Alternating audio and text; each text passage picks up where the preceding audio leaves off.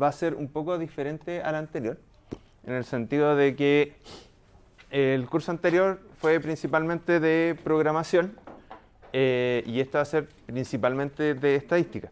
Entonces, un poquito la idea es que, como ya aprendieron un poco todos a ocupar R, ya va a ser un poquito más fácil eso, y sobre todo las primeras dos clases van a ser muy pesadas en cuanto hacia teoría y menos hacia una parte práctica. Y después de en adelante de eso vamos a empezar a hacer la parte más práctica. Y como vieron en varios casos, va a haber al final de la clase un poquito de discusión de alguna publicación, ¿ya? Que esto va a tener, principalmente va a ser para que nosotros podamos como discutir unos temas que sean un poquito más avanzados, que de repente sería más difícil transmitir en una clase solamente, ¿ya? Entonces, este curso es de modelos multivariados y Machine Learning, y en general lo que vamos a hacer es que prácticamente la primera mitad del curso, y quizá un poquito más, va a ser dedicado a modelos multivariados, y en el caso de los modelos multivariados vamos a centrarnos mucho en los GLM, ¿ya? Pero los principios que vamos a trabajar acá van a ser transversales a casi cualquier tipo de modelo, GLS, GLMM, LMM, NLS y cualquier tipo de cosas. O sea, modelos no lineales, modelos generalizados lineales mixtos, modelos lineales mixtos y así, etc. ¿Ya? Incluso esto como se puede ocupar en modelos de distribución de especies, etc. ¿Ya? Entonces todo esto que vamos a ver, de hecho probablemente cuando veamos Machine Learning vamos a tocar un poquito el tema de modelos de distribución de especies un poco, porque sé que igual, como esto topó un poco con lo del pato, la idea es que un poquito, o sea, mi visión de esto es que usualmente ustedes deberían aprender primero Machine Learning y después modelos de distribución de especies, ¿ya? Porque van a ver que los tópicos se toman mucho. Y bueno, la evaluación va a tener un poquito parecido al curso anterior, un par de informes, que en este caso van a tener un poquito más de porcentaje. Va a haber un poco de nota por discusión de los artículos. Y al final vamos a tener, en el último día vamos a tener una hackathon, ¿ya? Que eso va a ser un experimento, por eso tiene un porcentaje tan bajo, ¿ya? ¿Cómo funciona la hackathon? La hackathon significa... No, claro, pero piensen que en el informe final tenía un 50% en el curso anterior. Ya. No, pero en todo caso, no se preocupen, porque lo que vamos a hacer es que se van a poder trabajar ya sea en grupo o en forma individual, y lo que va a ocurrir es que les voy a pasar unos datos y se van a tener que hacer predicciones sobre datos que ustedes no tienen, ¿ya? Entonces van a tener unos datos que, por ejemplo, pueden ser, todavía eso está por veremos qué va a ser, pero podría ser incluso cosas que van a pasar climáticas o cosas de eventos deportivos que no han ocurrido, ¿ya? La idea es que voy a tratar de que sean predicciones de eventos que no van a haber ocurrido en el momento que ustedes hagan eso. Entonces, después una plataforma automáticamente lo que va a hacer es que va a tomar lo que ustedes, el modelo que ustedes hicieron, va a hacer predicciones, y voy a hacerlo de tal forma de que va a evaluar un R cuadrado de las predicciones que ustedes hagan, ¿ya? Entonces, supongamos que la persona o grupo que tenga el mejor modelo predictivo le sale un R cuadrado de 0,7, ya, eso va a ser un 7, ¿ya? Ahora, supongamos que una persona tiene 0 de R cuadrado, que sería súper ridículo que fuera así, eso no va a ser un 1, porque como esto es un tema experimental que todavía estamos probando, la idea es que la idea es no perjudicarlo, sino que la idea de esto del Machine Learning va a ser una cosa que la idea es que un poquito que genere un poco de competencia entretenida, pero que no sea una cosa tan estresante. Entonces, la nota más baja la voy a poner en un valor, no sé, no bajo. O sea, yo creo que lo mínimo que podría ser la nota, que incluso me estoy pensando en hacerlo más alto, sería un 5, ¿entienden? Para esa nota. Entonces, como que en realidad la idea no es que eso sea como un estrés terrible, ¿ya? Sino que la idea es que sea una competencia más o menos entretenida, que haya de alguna forma un premio, ¿ya? Y lo primero que vamos a hacer es hablar de algo que es transversal a los dos temas, de predecir versus explicar, ¿ya? Que es algo que generalmente nosotros tomamos como sinónimo, pero en realidad no lo es, ¿ya? Y esto es una diferencia primordial para entender cuándo queremos hacer modelos multivariados o cuándo queremos hacer machine learning. Que en realidad uno también puede hacer modelos multivariados para hacer temas de, o sea, inicialmente. Generalmente cuando nosotros queremos explicar algo vamos a ocupar modelos multivariados, ¿ya? O sea, regresiones de algún tipo. Y cuando queremos hacer predicciones, usualmente lo que nosotros haríamos es hacer machine learning. Pero eso no significa que uno pueda invertir este proceso, ¿ya? Pero lo más importante es que podamos entender cuál es la diferencia entre predecir versus explicar y cómo nosotros medimos eso en los modelos, ¿ya? Entonces, ¿ya? Vamos a trabajar hoy día con modelos estadísticos que, como sabemos, son usados ampliamente para explicar fenómenos y son todos estos que nosotros habíamos hablado, ¿cierto? Están los modelos lineales, que son los que todo el mundo conoce, que vemos en la estadística, los ramos de estadística más básicas. GLM, que es algo muy parecido, que son modelos generalizados, que la diferencia es que los supuestos son diferentes, pero que también significa que tenemos que poner un poquito más de trabajo en ver la estructura de error, etcétera, ¿ya? Que eso lo vamos a ver, de hecho creo que vamos a tener 2 o 3 clases dedicadas exclusivas a entender bien cómo funciona eso, ¿ya? Tenemos modelos no lineales, tenemos todos estos que habíamos conversado. Y en general, lo que nosotros hacemos con estos modelos estadísticos pueden ser distintas cosas, ¿ya? Y generalmente lo que nosotros vamos a tratar es de explicar un fenómeno, ¿cierto? Eso en general como científicos es lo que a nosotros nos preocupa, ¿ya?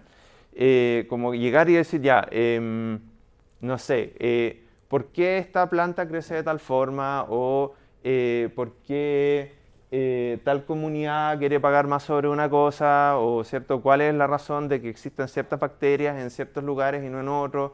La distribución de las especies, etcétera, ¿cierto? Tenemos todo este tipo de cosas que nosotros queremos explicar, ¿ya?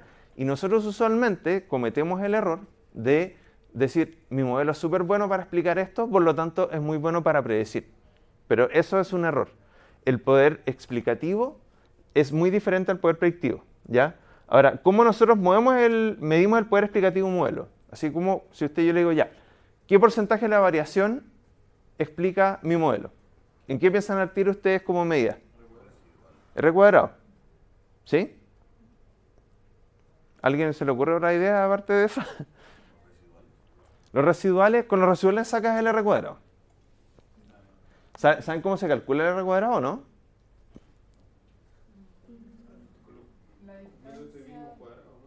O sea, sí, no, el método mínimos cuadrados te permite estimar los valores, pero el R cuadrado lo que hace es que toma la variación total de nuestra variable que queremos explicar. Entonces nosotros tenemos, acá está el borrador, entonces nosotros tenemos si nosotros tenemos que nuestra variable explicativa es i, ¿cierto? Y que i tiene un promedio, ¿ya? Entonces este promedio de i, si nosotros hacemos de cada valor observado de i, ¿cierto? Nosotros tenemos aquí la diferencia, ¿ya? Si nosotros hacemos la suma al cuadrado de estas diferencias, vamos a saber cuál es la variación total que nosotros tenemos, ¿ya? O sea, por ejemplo, el caso en que no hubiera variación, supongamos que tenemos un valor de x acá, y aquí tenemos y que digamos que y fuera todo el rato el mismo valor, ¿cierto? Nuestra variación es 0, ¿ya? Entonces, después nosotros tenemos que nosotros aplicamos un modelo, y cuando nosotros tenemos un modelo, nosotros tenemos un i predicho, digamos, menos un i observado, que eso le vamos a llamar i igual que arriba. ¿Ya? Y esto también lo podemos sumar. ¿Ya? Entonces, esto es la variabilidad que nosotros tenemos, esta es la variabilidad de la variable, y esta es la variabilidad que nosotros le quitamos cuando nosotros aplicamos un modelo, a través de la predicción. ¿Ya? Entonces, si es que este valor es muy bajo comparado con este, tenemos un R cuadrado que es alto. Y si es que nosotros tenemos un valor que es muy alto de esto, o sea que los valores predichos se alejan mucho, vamos a tener que va a asemejar más a esto, y con eso nosotros vamos a tener un R cuadrado bajo. ¿Ok? Entonces, inherentemente, esto que estamos viendo, uno lo ve y dice, ah, pero aquí estamos hablando de una predicción. Entonces esto nos dice poder predictivo, ¿cierto? Entonces, por eso uno se equivoca y dice, es lo mismo. Sin embargo, el problema es que nosotros estamos trabajando con una base de datos, ¿cierto? Y esa base de datos, nosotros esperemos que sea representativa de la población, pero no siempre lo es. Entonces, cuando nosotros ocupamos el R cuadrado con la base de datos con la que nosotros generamos el modelo, estamos hablando de un poder explicativo. Para ver si es que nuestro poder explicativo se traduce en un poder predictivo, tenemos que aplicar ese mismo modelo en una nueva base de datos con observaciones que nosotros no hemos trabajado y calcular nuevamente el R cuadrado. Entonces, el R cuadrado y cómo medimos el poder predictivo de un modelo, también lo podemos hacer con R cuadrado. Se puede medir de otra forma, pero lo medimos con R cuadrado siempre en una base de datos nueva, no en la misma base de datos con la que nosotros trabajamos. ¿Ok? Entonces, en general, nosotros nos vamos a ver en el problema muchas veces, que es por eso que yo cuando hagamos la hackathon, quiero que efectivamente lo que nosotros, la cosa que hagamos la predicción, sean eventos que no han ocurrido, para que nosotros tengamos en mente de que esto tiene de que esa es la finalidad de cuando nosotros estamos buscando un poder predictivo, ¿ya? Entonces, generalmente nosotros cuando trabajemos acá con este tema, nos vamos a tener datos futuros. Entonces, ¿qué vamos a hacer? Vamos a dividir nuestra base de datos en 2 pedazos, o muchos más pedazos, y con un pedazo nosotros vamos a generar un modelo y vamos a calcular un R cuadrado para decir cuál es nuestro poder explicativo. Y posteriormente vamos a predecir ese mismo modelo sobre nuestra otra mitad de base de datos y con eso vamos a testear nuestro poder predictivo, ¿ya?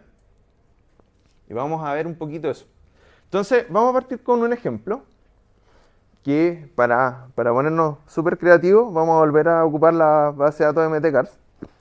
Y aquí yo lo que grafiqué fue el consumo de combustible, que esto lo hemos visto varias veces, ¿cierto? Versus, en este caso, versus HP, que son los caballos de fuerza. ¿Ya? Si ustedes, yo les pidiera, háganme una hipótesis de esto. ¿Qué ustedes me dirían así, simplemente mirando, no pensando en la matemática, inicialmente? ¿Cuál sería la hipótesis que ustedes harían sobre este gráfico? Menores caballos de fuerza más MP. Ya, ¿cierto? Mayor rendimiento a menor caballos de fuerza, ¿cierto? Además, yo viendo esto me aventuraría a decir de que, o sea, pensándolo un poquito más matemáticamente, es que esta relación no es lineal, ¿cierto? Como que yo, si trato de tirar acá una recta, yo creo que esto se asemeja más a una curva, ¿ya? ¿Cierto? Que puede ser una cuadrática, puede ser logarítmica, etc. ¿Ya? Entonces, lo que nosotros vamos a hacer es que cuando vamos a trabajar con esto, y lo primero que vamos a hacer es trabajar y dividir nuestra base de datos en una base de datos de entrenamiento y otra de testeo. Eso es como lo que generalmente las terminologías que nosotros ocupamos. La de entrenamiento es con la que nosotros ajustamos el modelo y la de testeo es con la que nosotros vamos a testear el poder predictivo, ¿ya? Entonces, lo que vamos a hacer, voy a tomar nuestra base de datos, que es MTCars. Voy a, como ya recuerdo de que la vez pasada, vamos a agrandar esto un poquito. Y todos conocen la base de datos de MTCars, así que no vamos a mirarla mucho. Pero lo que vamos a ver, primero que nada, les voy a mostrar que, vamos a borrar esto, el número de filas de MTCars es de 32. Entonces, en este caso, nosotros tenemos 32 observaciones, ¿ya? Y lo que nosotros vamos a hacer es que queremos que aleatoriamente estas 32 observaciones nosotros las vamos a dividir en una base de datos de testeo y otra de predicción, ¿ya? Y la forma en que vamos a hacer esto es con después les voy a mostrar una forma un poco más automatizada de esto, pero quiero que se entienda bien, así que lo vamos a hacer de a poquito, ¿ya? Entonces, si nosotros consideramos el número de filas de 1 a 32, ¿cierto? Ese va a ser nuestro universo de filas, ¿ya? Y vamos a ocupar y aquí vamos a llamarle index a esto. Vamos a decir de que vamos a ocupar una función que se llama sample. Sample lo que hace es que agarra un elemento y toma una muestra aleatoria, ¿ya? Entonces, si yo pongo sample, primero tengo que poner cuál va a ser sobre lo que yo voy a muestrear. Y en este caso va a ser un vector, ¿ya? X va a ser igual a, que ese es el vector, a 1 hasta el número de filas, ¿cierto?, de nuestra base de datos. Al hacerlo así, lo estamos haciendo más universal. Entonces, si después trabajamos con otra base de datos, podemos hacerlo parecido, ¿ok? Y vamos a decirle que muestree size, igual, y vamos en este caso a tomar la mitad, ¿ya? Entonces aquí yo voy a poner nrow de mtcars dividido 2, ¿ya? Entonces, evidentemente, sample es un sistema que funciona con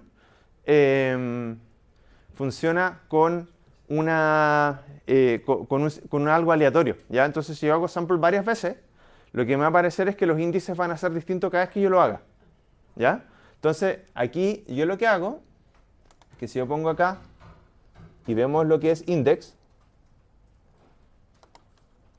va a ser un vector que va a tener 16 de nuestras filas ordenadas de forma aleatoria, ¿ya? Entonces, pero si nos fijamos, no se repiten, ¿ok? Entonces, aquí tenemos la mitad de las filas, ¿ya? Y si ustedes lo hacen, les va a salir otro valor porque lo hicimos de forma aleatoria. Entonces, si yo quisiera tomar, vamos a decir, train, si yo quisiera tomar de mtcars las filas que aparecen en index, ¿cómo lo harían? ¿Se acuerda alguien de cómo subsetear acá por filas? Con los números. Corchetes. Y si es que yo pongo acá una coma, lo que está a la derecha son columnas, lo que está a la izquierda son filas. Entonces, si yo acá pongo index, lo que va a hacer es seleccionar esas filas, ¿cierto? Entonces, aquí si yo agarro train, que lo voy a copiar acá arriba,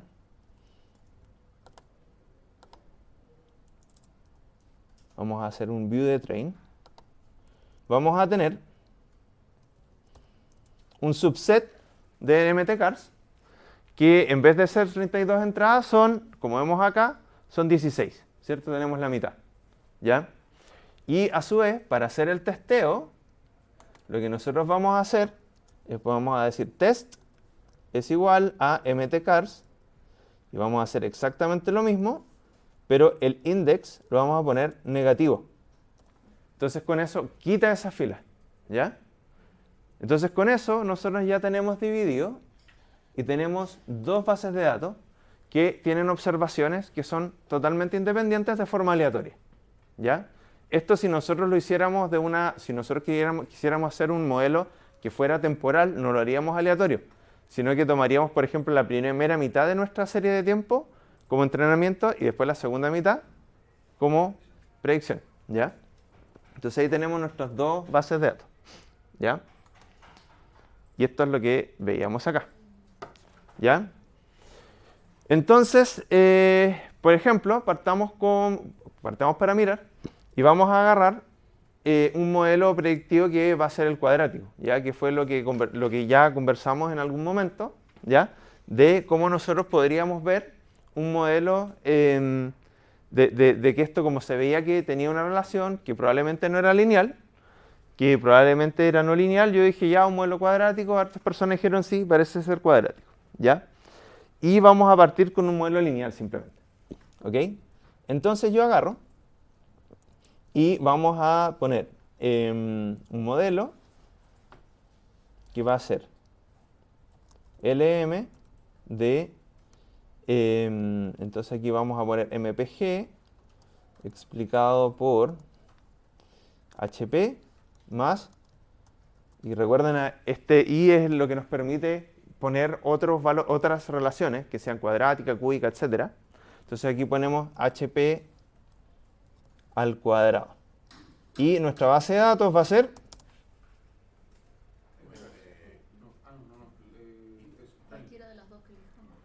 sí, claro, pues si pusimos uno train y otro test es porque mejor ocupamos train para entrenar el modelo. Ya.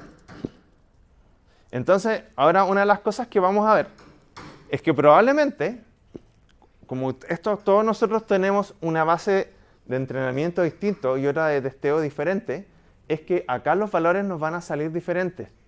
¿Ok? Y eso es algo importante anotar. ¿Ya? Entonces aquí hacemos este modelo. ¿Ya? Y espero que hayan recordado, habíamos conversado de que teníamos que tener el paquete Broom. ¿Ya? Entonces con Broom vamos a ver un par de cositas. ¿Ya? Entonces lo primero que vamos a ver con Broom es glance de modelo. Ya. Y aquí yo tengo mi R cuadrado, que en este caso a mí me sale de 77. ¿Cuánto le sale a usted? 77. ¿77 igual? ¿70? 72. Entonces, eso es una de las cosas que estamos viendo, que ¿cierto? Varía un poco. Entonces, el modelo predictivo, o sea, qué tan explicativo sea el modelo, va a variar un poquito según cuál sea nuestra muestra aleatoria. Y lo mismo va a ocurrir que después de ese modelo, cuando hagamos una predicción sobre el testeo, su poder predictivo también va a variar según qué ustedes tuvieron de muestra inicial. ¿Ya? Después vamos a hablar de que en general cuando se hace un modelo, cuando nosotros queremos asegurarnos de tener el mejor modelo predictivo, esto que estamos haciendo lo vamos a hacer muchas veces. No lo vamos a hacer una sola vez para evitar este problema, porque aquí estamos viendo de que esto nos va a dar una variación. Entonces, para poder ver que esta variación sea tomada en cuenta, esto lo vamos a hacer 1000 veces. ¿Ya? Ok. Entonces aquí tenemos que nuestro R cuadrado en este caso en el mío dio 77, a algunos le dio 70, capaz que alguien le dio un poquito más. ¿Ya? Y ¿hola? Ya. Entonces aquí tenemos esto, ¿cierto? Y lo que nosotros podemos hacer también, ¿cierto? Con un modelo, que esto es importante para poder entender bien cómo podemos ver el poder predictivo, es que nosotros podemos tomar nuestro modelo que se llama modelo, ¿cierto? Y podemos predecir sobre una nueva base de datos, ¿ya? Para hacer eso nosotros ocupamos la función predict, que ya habíamos ocupado anteriormente, ¿sí? Entonces, lo que nosotros ocupamos es que aquí tenemos nuestro modelo, ¿ya? Y primero lo vamos a ver nomás, ¿ya? Entonces, nosotros ocupamos la función predict y primero ponemos el nombre del modelo y después ponemos la base de datos nueva sobre la que nosotros queremos predecir. En este caso se llama test, ¿cierto? Ya, entonces yo puedo poner acá test y lo que me va a tirar acá es justamente un vector con los valores predichos para cada uno de nuestros nuevos modelos, ¿ya? Entonces aquí nosotros vemos que para este vehículo tiene una predicción de 22 y así, ¿ya? Entonces, ¿cómo nosotros tomamos eso? ¿Cómo nosotros podemos tomar eso y generar un R cuadrado del modelo predicho, ¿ya? Entonces, ahí es que vamos a ocupar, hay una forma manual de hacerla, pero como ya existen formas más fáciles de hacerlo, entonces ahí nosotros vamos a tomar del paquete caret, que era otro que les dije que ojalá tuvieran instalado, vamos a tomar del caret una función que se llama post-resample. ¿Ya? Entonces, lo que nosotros hacemos con esta base, esto nuevo que se llama post-resample, vamos a hacer una cosa primero. Vamos a agarrar de test, vamos a generar una nueva columna que se llama pred de predicción, de algo predicho, y a eso le vamos a asignar la predicción que hayamos hecho. Entonces aquí nosotros vamos a tener predict modelo test, y aquí entonces a el data frame test vamos a agregarle una nueva columna, ¿cierto? Que nosotros vamos a tener que acá está el MPG y aquí está la predicción de nuestro modelo, acá donde dice predict, ¿cierto? Ya. Entonces lo que nosotros vamos a hacer ahí es que nosotros podemos ocupar el post resample y con el post resample lo que nosotros vamos a hacer es post resample y nosotros ponemos observado y como observado lo que nosotros tenemos es de test. ¿Qué columna? El observado. MPG, ¿cierto? Que eso es lo que estamos tratando de predecir, ¿cierto? Y de predicho vamos a tomar test y el predicho, ¿ya? El predicho entonces también es un valor predicho de MPG. Exactamente. Entonces tiene lo que tenemos un MPG observado versus un MPG predicho, ¿ya? Entonces ahora lo que nosotros vamos a hacer es que si yo hago el post resample, se me olvidó cargar caret. No, así lo carga, no me pide correr a Ahí está. Entonces, en este caso, el R cuadrado nos da, a mí me dio 0.83. 0.67, ya. 0.7. ¿Y cuánto te da el R cuadrado de tu modelo inicial? Puedes ocupar el glance del modelo. El R cuadrado, el 79. Ya. No, el ajustado, el 76. Ok. Entonces, aquí es donde nosotros estamos viendo cuál es, en este caso, una opción de nuestro poder explicativo, que vendría siendo el R cuadrado que nosotros tenemos de nuestro modelo inicial, versus el poder predictivo, que vendría a ser el de el R cuadrado de la predicción sobre nuestras nuevas observaciones. ¿Ya? ¿Qué es lo que hace post-resample?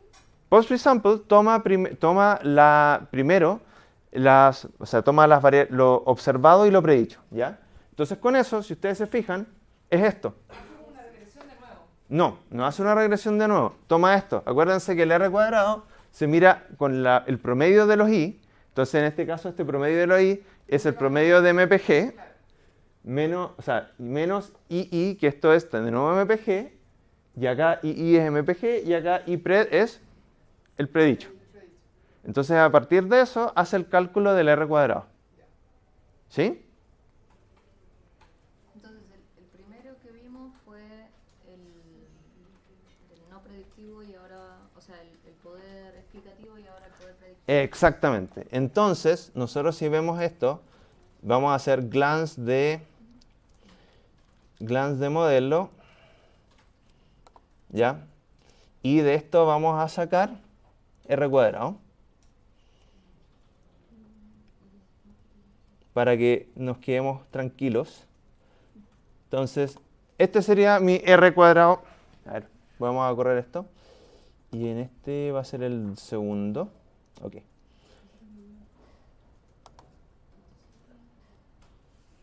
Entonces, este y este. Entonces, en este caso, el primero, que es el modelo que va a tomar en cuenta los datos originales, es nuestro poder explicativo, calculado con esa muestra, y el segundo es el poder predictivo, calculado con la predicción sobre la muestra nueva. ¿Ya? ¿Sí? No puedo hacer eso. ¿No te resulta con el caret? No, me dice que no hay un paquete que se llama Robust Base. Instala ese. Lo acabo de instalar y tampoco. Ya, de ahí lo vamos, no te preocupes. Si esa cuestión el caret de repente es medio jodido porque tiene un montón de dependencias. Sí, ¿Ya? Pero en todo caso, hoy día vamos a estar, no es tan necesario. Dime. Cuando uno dice, por ejemplo, si no sé, pues, me da 0.8. Sí. Y después el del post resample da 0.6. O sea, ¿hasta cuándo digo ya si me sirve para estos valores? O sea, mira, en realidad vamos a ver después cuando veamos más en detalle el poder predictivo, vamos a ver de que esto en general no lo haces una vez, lo haces un montón de veces y después tú promedias. Entonces tú vas a tener un promedio de R cuadrado y un promedio de R cuadrados predictivos. Pero aunque tuviera los promedios, como ¿cuándo digo la línea como ya este modelo si me sirvió para predecir o no? O sea, ya, vamos a ver eso ahora, vamos a ver eso, tranqui. Ya, mira. En realidad tú no sabes cómo, o sea, el qué tan bueno, ¿sí? Ya, bueno, el qué tan bueno es tu modelo predictivo va a depender de qué tan incierto es el fenómeno que tú estás tratando de predecir.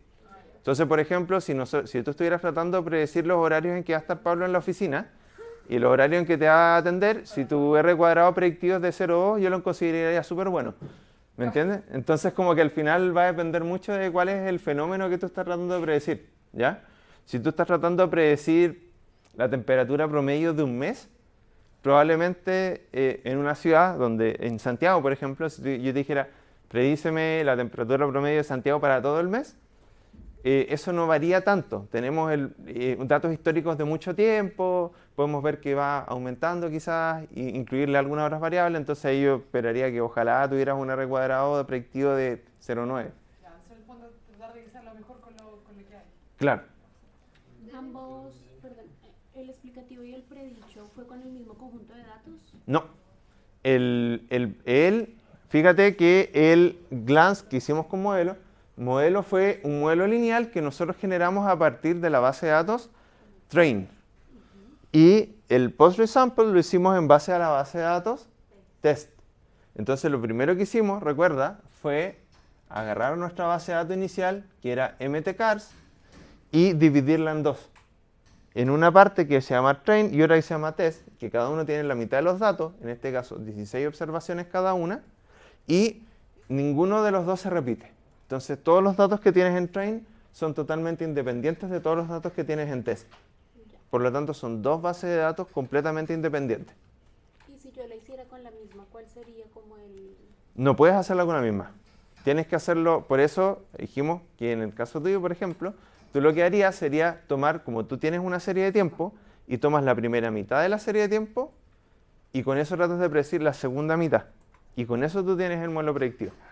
Pero si yo no tuviera, ¿qué es lo que me pasa? Si no tuviera la cantidad de datos suficiente y hiciera la predicción y la explicación con el mismo conjunto de datos. No puedes. Tienes que tener el poder predictivo, tienes que hacerlo con una base de datos nueva. Ya. No se puede hacer con la misma base de datos. Derek, ¿Sí? cuando pones entre corchetes 2, En el caso del post resample. sí, No, lo que pasa es que esto fue simplemente porque el post resample me da un vector que tiene tres medidas distintas de poder predictivo. El root mean square error, que básicamente es la raíz cuadrada de la media de los errores, ¿ya? El R cuadrado, y este que no recuerdo exactamente cómo era, pero en realidad generalmente igual tiende a ocupar más el R cuadrado porque es una cosa más difícil, más fácil de comparar entre modelos. Porque el root mean square error va a depender mucho de la cantidad de muestras que tenga, etc. En cambio que el R cuadrado es una cosa que en general el R cuadrado es más comparable entre modelos. Ya es como más fácil que yo te diga, o sea, si yo te digo tengo un R cuadrado de 0,83, todos dicen, ah, ya, el 83% de la variación fue explicada por el modelo. Versus que si yo digo un root mean square error de 3.6, como que todo el mundo queda como, ok, ya, bien. Si no lo comparo con otro no tengo idea. pero una pregunta chica, si tengo dos filas de datos, ahí tengo una sola, ¿no es cierto? Sí, Si este es tuviese un vector. dos, claro, si tuviese dos no podría utilizar ese... No, no es como, por ejemplo, como lo que hicimos con... O sea, si tienes dos filas, ahí no tendrías un vector, tendrías una matriz. Y ahí lo que tendrías que hacer es en el corchete cuadrado poner una coma, una para las filas y una para las columnas. ¿Ya?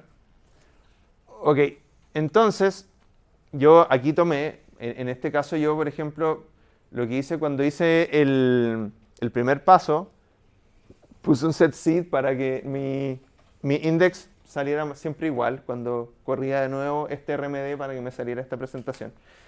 Y en este caso lo que tengo es, este es para mi caso explicativo, entonces esto es con el modelo train. Entonces aquí los puntos son mis observados y la línea roja son las predicciones, ¿ya? Y en el caso de la predicción tengo esto, que si se fijan, a pesar de que el R cuadrado igual es bastante alto, se nota que al final hay una desviación. ¿Se fijan?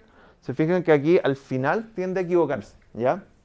Y en general lo que te va a ocurrir es que usualmente uno espera, no siempre es así, pero en general uno espera que tu R cuadrado de predicción sea menor a tu R cuadrado de explicación, ¿ya? Entonces, ¿qué pasa cuando nosotros vamos complejizando el modelo? Entonces, ¿qué fue lo que hice acá? Yo lo que hice acá fue agarrar nuestro mismo modelo que nosotros teníamos, las millas por galón, explicado por, ¿cierto? Por el beta 1 por HP, el beta 2 por HP al cuadrado y así hasta el beta 12 HP elevado a 12. Y si se fijan, si yo tomo mi base inicial, y les voy a decir acá que esto es algo súper importante, que K es el número de parámetros que yo tengo, ¿ya? En un modelo. Y generalmente si nosotros tenemos un modelo lineal, si nosotros tenemos un modelo lineal simple donde solo tenemos el X, ¿cierto? Donde nosotros tenemos el beta X más C, ¿cierto? Aquí nosotros tenemos un K igual a 2, porque tenemos la pendiente y tenemos el intercepto, ¿ya? Entonces, en general, en este caso, si yo tengo el beta, o sea, el K igual a 0, va a ser que solo tengo el intercepto, y cuando tengo el beta, el K igual a 13, significa que llego hasta al K al cubo, ¿ya? Y si ustedes se fijan acá, lo que va a ir ocurriendo es que a medida que yo voy aumentando K, va a ir aumentando mi R cuadrado, ¿ya? Que aquí va a partir de nuevo, de hecho parece que lo metí hasta más arriba. Aquí parte un R cuadrado de 0, 0,51, y a medida que va aumentando K, va aumentando, ¿cierto?, mi valor de R cuadrado. Esto es solamente cuando estoy viéndolo sobre sobre lo que yo estoy, sobre la base de datos original, ¿ya? Ahora, si se fijan, la línea va agarrando una forma súper extraña, ¿cierto? Entonces, cuando yo parto desde un principio, cuando parto con un K igual a 2, yo tiro una línea. Y esto es una cosa súper fácil de explicar, que es tal como lo dijo Mauro, ¿cierto? Mauro dijo, cuanto mayor HP, o lo dijo al revés, pero cuanto mayor HP, menor rendimiento, ¿cierto? Y eso es algo súper de explicar. Pero cuando ustedes llegan a esta línea, ¿cómo lo explican? Entonces, si bien tu R cuadrado es alto, la explicación que tú puedes dar no es mejor, ¿ya? Y eso nos lleva a una cosa que se llama sobreajuste. Pero, y de todas formas, una cosa que nosotros vamos a pensar ahí, es que si por ejemplo yo tengo, tomemos esta anotación de acá, ¿cierto? Tomemos que yo tengo un beta 1 de, digamos, de menos 2. ¿Qué significa eso? La pendiente negativa, ¿cierto?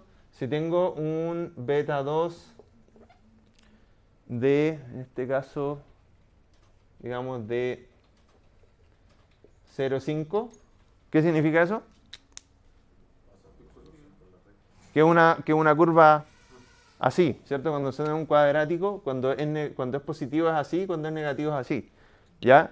Pero ya cuando empezamos a tener un beta 12, si yo le digo el beta 12 es igual a 5, es bastante más difícil hacer una interpretación de eso, ¿ya? Entonces, cuando nosotros vamos complejizando el modelo, lo que nos va a pasar es que si bien va siempre a ir aumentando nuestro R cuadrado del poder explicativo, es más difícil para nosotros poder explicar el modelo, ¿ya? Y eso también es súper relevante cuando nosotros estamos tratando de explicar. Ahora, tomemos esto mismo y ahora voy a dejar corriendo algo muy parecido a esto, pero voy a tener, en la izquierda vamos a tener con la base de datos de entrenamiento y en la derecha vamos a tener con la base de datos que nosotros queremos testear. Entonces, aquí a la izquierda tengo el explicativo y a la derecha tengo el predictivo, ¿ya? Y fíjense cómo ahí ya el R cuadrado del predictivo empieza a bajar. Y llega un momento en que las predicciones que hace el modelo predictivo se vuelven muy malas, ¿ya? Era muy específico para el modelo explicativo. Exactamente. Entonces lo que te empieza a pasar es que a medida que tú vas complejizando más y más tu modelo, se vuelve muy bueno para explicar la base de datos que tú tienes, llegando al extremo donde tú podrías explicar cada punto por punto, pero se vuelve pésimo para explicar una nueva base de datos, ¿ya? Entonces, eso es súper relevante. Entonces, aquí nosotros tenemos un trade-off donde nosotros podemos complejizar eternamente nuestro modelo hasta llegar punto por punto dentro de nuestro modelo explicativo, pero cuando nosotros tratamos de predecir sobre una nueva base de datos, tenemos que este 0.8 se transforma en un 0.3, ¿ya? Entonces, ahí es donde nosotros tenemos que tratar de balancear. ¿Cómo nosotros llegamos y decimos, hasta cuánto aumento mi R cuadrado para que mi modelo predictivo no se vaya a la cresta? ¿Ya? ¿Se entiende un poco la diferencia entre poder explicativo y predictivo en esto, imagino? ¿Ya? Entonces, lo que te dice el R cuadrado sobre tu base de datos no tiene por qué tener ninguna relación con la base de datos nueva. Oye, ¿y eso hay uno al final como que tiene que ir medio que probando todo? ¿Como para ir ajustando? O sea, cuando vayamos a la, cuando nosotros vayamos a la segunda parte del curso, que la segunda parte del curso es la parte de Machine Learning, vamos a ver varios sistemas bastante específicos para tratar de ajustarnos a la mejor predictibilidad. Dentro de eso, y eso generalmente se conoce como un método de cross-validation, que cross-validation lo que hace es que tú divides muchas veces tu base de datos de entrenamiento, tú tomas tu base de entrenamiento y esa la divides en pedazos. Entonces, por ejemplo, el K-fold cross-validation lo que hace es que, por ejemplo, yo agarro mi base de datos de entrenamiento y la divido en 10. Y tomo 9 de esos pedazos, entreno el modelo y trato de predecir sobre mi 10º pedazo. Después agarro los otros 9 y predizco sobre el 9, el 8, el 7 y así. Y con eso yo voy eligiendo el mejor modelo para predecir sobre bases de datos. Entonces lo que yo hago es simular con la base de datos que ya tengo, es simular muchas veces el predecir sobre bases de datos nuevas, que en realidad es la misma base de datos. Oye, eso significa, ¿Mm? perdón, eso significa entonces que igual tienes que tener una base de datos como grande para... Claro, para tener, o sea, para explicar es una cosa. O sea, tú puedes explicar con una base de datos bien chica, pero para tener un modelo predictivo bueno, es muy importante que tu base de datos sea lo suficientemente grande. ¿Ya? Se puede generar con los datos, digamos que yo no tengo una base de datos. Ya. Pero entonces tengo la base de datos y la utilizo para entrenar y con esa base de datos hago una serie de datos predichos que me podrían servir como datos siguientes del... Claro, tú podrías después ir y testear tu modelo. ¿Ya? Entonces, sí. Ya. En general nosotros, o sea, esta es mi tendencia a pensar de que en general como la mayoría de los que estamos acá, pensamos en, o sea, o estamos en este momento por lo menos en un lugar donde lo que se nos pide un poco es explicar, no predecir. ¿A quién se le ocurre modelos, o sea, momentos en que yo quiero generar modelos donde no me interesa explicar y solo me interesa predecir? De verdad me importa súper poco. Podría ser, de hecho, en uno de los ejemplos, sí. Juegos de azar. ¿Mm? ¿Juegos de azar? Ya, sí, podría ser. Apuestas, ya, sí. Ya. Entonces, por ejemplo, otra cosa es el texto predictivo del celular. Ya, o sea, por ejemplo, cuando ustedes están escribiendo en el celular y el celular está tratando de predecir su próxima palabra, ¿Puedes entender lo que a mí no me interesa, cuando yo estoy generando texto predictivo, a mí no me interesa saber por qué los chilenos ocupan mucho una palabra en particular, sino que me interesa que la prediga bien, ¿cierto? No me interesa saber exactamente por qué la predice, sino que me interesa que la predicción sea buena. Las razones y la forma que tenga esa relación me importa muy poco. Por otro, bueno, autocorrector, que es algo parecido. Efectos del cambio climático, que es lo que deseas tú. ¿Cuáles van a ser los efectos del cambio climático? Pero también puedo tener casos en que yo quiera medir las causas del cambio climático y ahí me interesa explicar. ¿cierto? Detección de cara en redes sociales. O sea, por ejemplo, cuando hay Facebook y cuestiones así, ¿cierto? Como que detecta caras, incluso creo que recomienda así como nombres de las personas, ¿no? Entonces ahí no me interesa la forma y cosas así, sino que me interesa que lo prediga bien, no me interesa cómo lo hace, ¿cierto? Y a veces efectivamente el modelo equivocado puede predecir mejor, ¿ya? Ya, ¿cómo selecciono un modelo con mayor poder predictivo? En general lo que hacemos es maximizar el R cuadrado en una base de datos de prueba.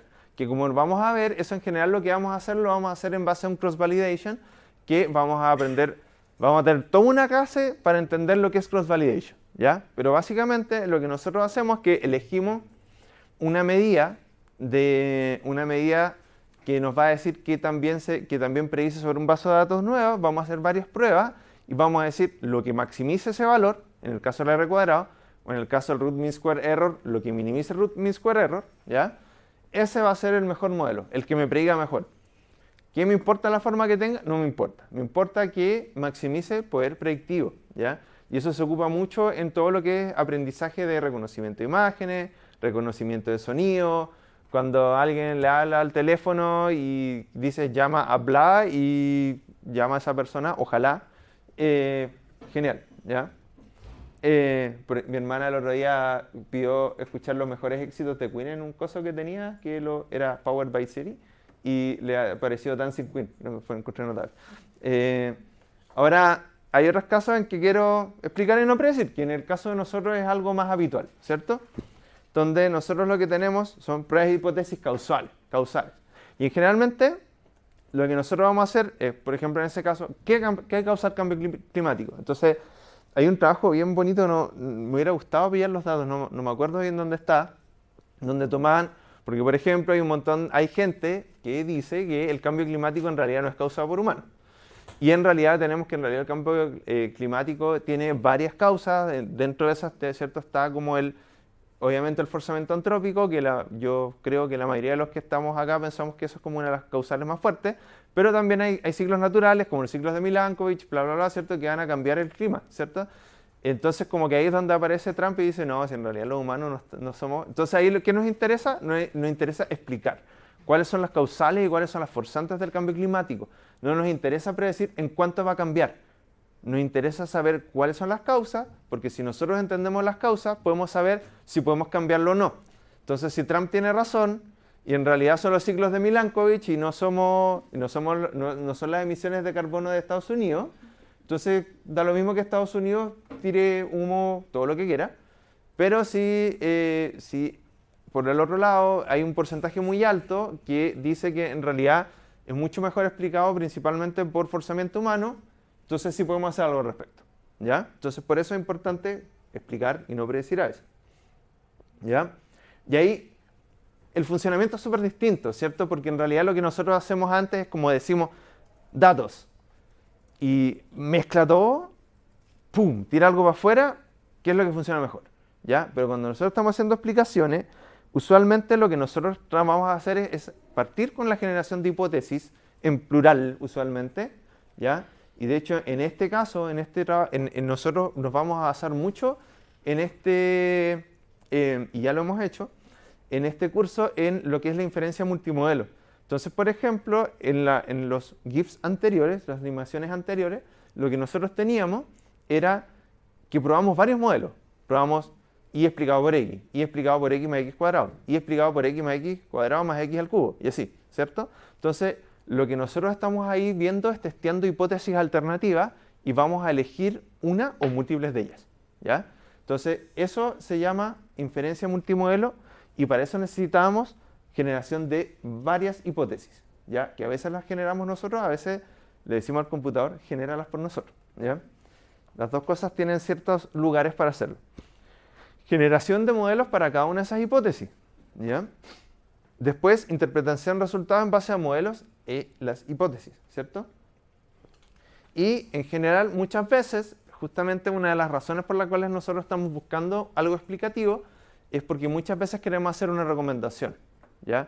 Queremos explicar y a veces, por eso lo puse con signo de interrogación, nosotros podemos generar una recomendación. Por eso, por ejemplo, Si nosotros hiciéramos un estudio y pusiéramos como hipótesis 1, los humanos causan principalmente el cambio climático. Hipótesis 2, el cambio climático es causado por los ciclos de Milankovitch. Hipótesis 3, ¿cierto? Y ahí tenemos humanos más ciclos de Milankovitch. Entonces lo que nosotros vamos a ver ahí es que si nosotros decimos, no, en realidad esto no es causado por humanos, recomendación, sigamos como estamos. ¿Cierto? Si decimos, no, en realidad los humanos causan el cambio climático, hacemos otra recomendación. ¿Ya? Entonces, explicación o predicción, ¿por qué no tratamos algo que nos balancee un poquito las dos cosas? ¿Ya? Y entonces dentro de eso, ahí es donde aparece el A y C. ¿Ya? Y eso es un poquito lo que nosotros estuvimos viendo hoy día. Entonces, el A y C es una medida que fue generada por Akaike, que trata de balancear la explicación y la predicción, aunque en realidad, en general, nosotros lo ocupamos para seleccionar nuestro mejor modelo explicativo. ¿Ya? Y la primera mitad del curso vamos a trabajar principalmente en base a y C y otros criterios de información. ¿Ya? Entonces, A y C significa Akaike Information Criterion, que es el criterio de información de Akaike. ¿Ya? Y Akaike creó esta cuestión hace hartos años atrás, ¿ya? Creo que el 72 o algo así. Y eso lo que hace es que nosotros tomamos un modelo y le calculamos su likelihood, ¿ya? El likelihood es una cosa que básicamente te dice qué tan probable es que el modelo que tú elegiste sea el correcto dado tus observaciones, ¿ya? Entonces, de hecho, bueno, y obviamente, como es una probabilidad, esto va de 0 a 1, ¿ya? Entonces, cuanto mayor sea tu likelihood, eso significa que va a ser mejor tu modelo. Y el logaritmo natural del likelihood, que es conocido usualmente como log likelihood, también tiene esa característica, que cuanto más alto es el valor, significa que mejor es tu modelo, y cuanto más bajo es tu valor, significa que peor es tu modelo. Pero lo que nosotros vamos a hacer es que vamos a hacerle como un castigo a esto en base a K. ¿Y qué era K? ¿Cierto? El número de parámetros. ¿Ya? Entonces, ¿qué hacemos nosotros acá? Cuando nosotros tomamos, decimos, el log likelihood, cuanto más alto es, mejor es nuestro modelo. ¿Ya? Y lo que nosotros queremos es que obviamente elegir el que tenga el mejor log likelihood, ¿cierto? Pero que no se nos genere un sobreajuste. ¿Cuándo se nos genera un sobreajuste? Cuando nosotros tratamos de predecir sobre una nueva base de datos y todo se nos va a la cresta, ¿cierto? Entonces lo que nosotros vamos a hacer es que vamos a elegir el AIC más bajo, ¿ya? Y entonces por eso el log likelihood lo transformamos a su valor negativo. Entonces cuanto más negativo sea el AIC va a ser mejor. Pero lo que vamos a hacer es darle un castigo según el número de parámetros, ¿ya? Entonces, si yo tengo un solo parámetro, esto va a ser 2. Si tengo un K de 2, ¿cierto? Si tengo dos parámetros, o sea, si tengo... O sea, y ahí ya sería cuando tengo simplemente x, ¿cierto? Y explicado por x, ahí tengo un K de 2, aquí tengo 4 menos LNL, ¿cierto? Menos el log likelihood. ¿Sí? Y así, entonces se nos va duplicando. El K siempre va creciendo harto rápido. Y eso es lo que nos va generando, es que a medida que nosotros vamos aumentando el número de parámetros, nuestro modelo tiene que mejorar mucho en su explicación del fenómeno para ser seleccionado. ¿Ok? Y esto probablemente es como lo más importante que vamos a aprender hoy día, ¿ya? Y por supuesto existe un AIC corregido, que ese AIC corregido toma el AIC y le suma todo esto, que en realidad aquí lo más importante que nosotros vamos a tener es el n, que el n es el que cambia, que el n es nuestro número de observaciones y que evidentemente si n es muy grande, esto prácticamente se vuelve 0. Entonces, cuanto más grande sea n, nuestro AIC va a tender a ser más parecido, nuestro AICC, o sea, o AIC corregido, va a ser más parecido a AIC, ¿ya? Entonces, debido a eso, como si nosotros tenemos un n lo suficientemente grande, se nos va a transformar en AIC, siempre se recomienda seleccionar en base a el AIC, el AICC, el AIC corregido, ¿ya? Entonces, por ejemplo, una cosa que nosotros tenemos acá, por ejemplo, es que nosotros armamos acá nuestro modelo, ¿cierto? Que se llama modelo. Y cuando yo acabo un glance, ¿se acuerdan cómo era el modelo que hicimos, cierto? Era el cuadrático, ¿cierto? Lo podemos mirar. Entonces, este modelo, tidy, como vemos, tiene 3 parámetros. O sea, nuestro K es de 3, ¿cierto? Entonces tenemos el intercepto, tenemos la pendiente, que en este caso es negativa, y tenemos acá que es positivo, tal como yo había dibujado por ahí. ¿Ya? Entonces, aquí tenemos 3 parámetros, nuestro K es igual a 3. ¿Ya? Si nosotros vemos el glance de modelo, eso también nos da el A y C, ¿cierto? Y nos da, lo voy a subir esto, nos da el A y C, pero además nos da el DF, que son los grados de libertad, que cuando nosotros trabajamos con los GLM, nuestros grados de libertad es igual a nuestro K. ¿Ya? Eso significa que si nosotros agarramos esto, Espérate, ¿cómo fue lo del cuando los grados de libertad son iguales al K? que en los GLM, que son los modelos que nosotros vamos a ocupar acá, y en general en casi todos los modelos, los grados de libertad, los degrees of freedom, de F, que se aparece ahí, eso generalmente va a ser igual al K, que es el número de parámetros. Entonces, si bien el glance, ¿cierto? Si bien el glance del Broom nos da el A y C, pero no nos da el A y CC, ¿cierto? Aquí nos da A y C, ¿ven? Aquí está el A y C. Yo les mostraba en la diapo anterior que tenemos el A y CC, que es el A y C corregido. ¿Y qué necesitamos para transformar A y C en A y CC? El K y el N. Y eso lo tenemos, ¿cierto? Lo tenemos por el número de filas de nuestras observaciones y lo tenemos con el K. Y entonces eso lo podríamos hacer. Pero además, en el paquete Moomin, que era el último que era solicitado por hoy día, creo, en el Moomin, que para que no se olviden, porque es un nombre súper, inicialmente uno queda, ¿por qué se llama esto así? Esto significa Multimodel Inference, que es lo que estamos haciendo, inferencia multimodel. ¿Ok? El Moomin tiene una función que se llama AICC. Y aquí, si yo se lo pongo a modelo, me da el AICC. ¿Ya? Que como vemos, es un poco más alta que el AIC, que es lo que deberíamos esperar. Moomin también tiene AIC, que como vemos, calza. ¿Ya? Entonces aquí, Moomin AIC 89.13, AICC 92.77. ¿Ok? Ya. Vamos a ver si alcanzamos a hacer lo que quería. Ya. Y como siempre, menor AIC, mejor modelo. Y en este caso no funciona como el R cuadrado. No funciona como el R cuadrado en el sentido que no hay un valor de AIC que yo diga, este AIC es bueno. El AIC solamente me sirve para hacer comparaciones entre modelos. Y en general lo que nosotros decimos es que usualmente si tu AIC tiene una diferencia de 2, o sea, por ejemplo, si yo agarro acá y veo que mi AICC es de 92, si el próximo modelo tiene un AICC de 95, es más o menos 3 unidades más malo que este AIC, porque a menor valor de AIC, mejor es el AIC. Entonces con eso, yo digo, me quedo con este porque tiene al menos 2 unidades de diferencia. ¿Ya? Cuando el número de unidades de diferencia es menor a 2, ¿uno se queda con los dos?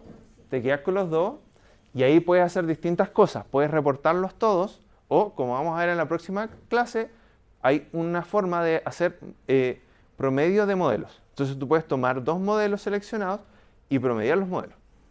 Y puedes hacer predicciones en base a esos promedios de modelos.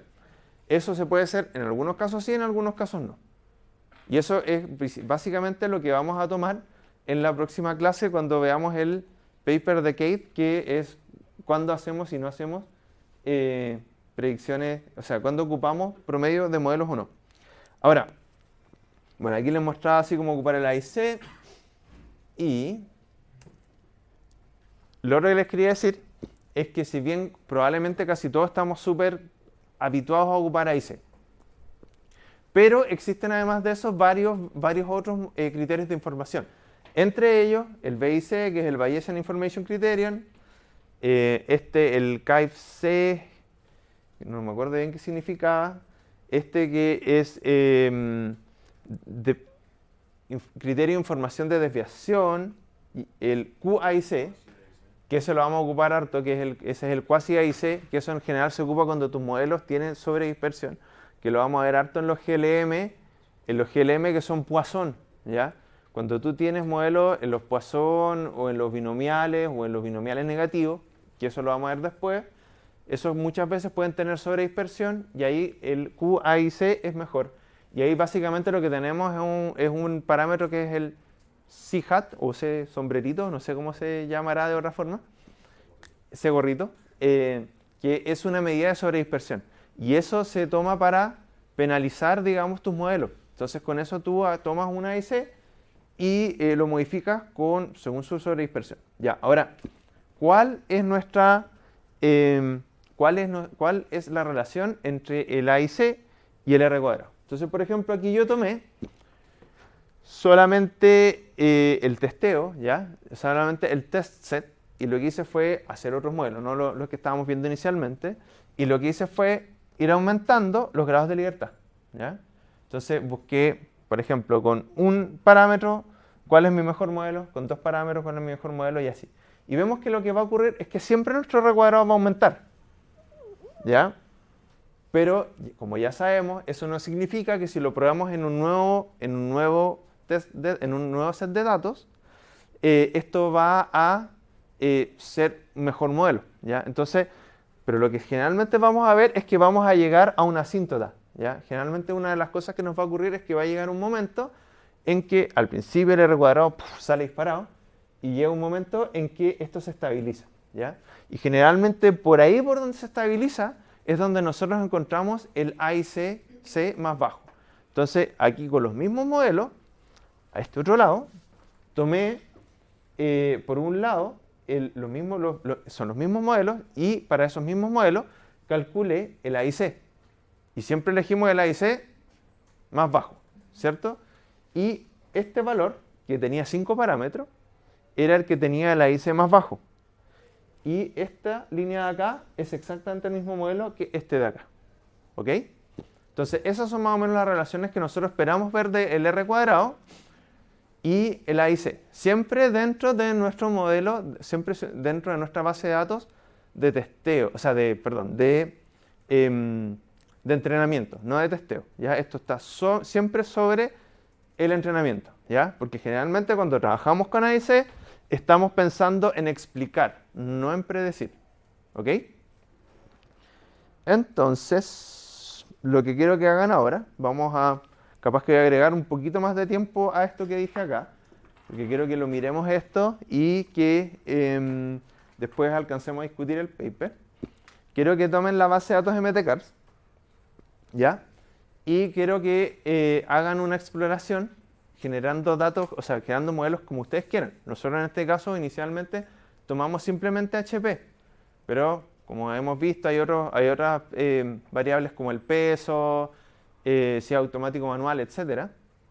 Entonces la idea es que ustedes hagan modelos, ya sea lineales o GLM, como ustedes estén más cómodos, y la idea es que veamos la relación entre la AICC, que eso lo podemos calcular con MUMIN, el R cuadrado exploratorio, que lo podemos calcular con el BRUM, y el R cuadrado predictivo, que lo podemos calcular con el caret con el post resampler. ¿Ok? Entonces, esas tres cosas vamos a hacer. Entonces, la idea es que ustedes generen varios modelos y generen un data frame que tenga las siguientes columnas. Por un lado, el AICC, ¿cierto? Por otro lado, el K, ¿ya? Que son los grados de libertad, y el R cuadrado exploratorio y el R cuadrado predictivo. ¿Ok? Acuérdense que para poder hacer un R cuadrado exploratorio y un R cuadrado predictivo, y la idea del modelo, para que sepan cuál es el modelo que están diciendo, ya, ¿cierto? Porque la idea es que ustedes de alguna forma identifiquen el modelo, porque en este caso, cuando estábamos viendo con HP, todos los modelos, el K era igual básicamente. Si tenías un K de 1, significaba que estábamos tomando solo el intercepto.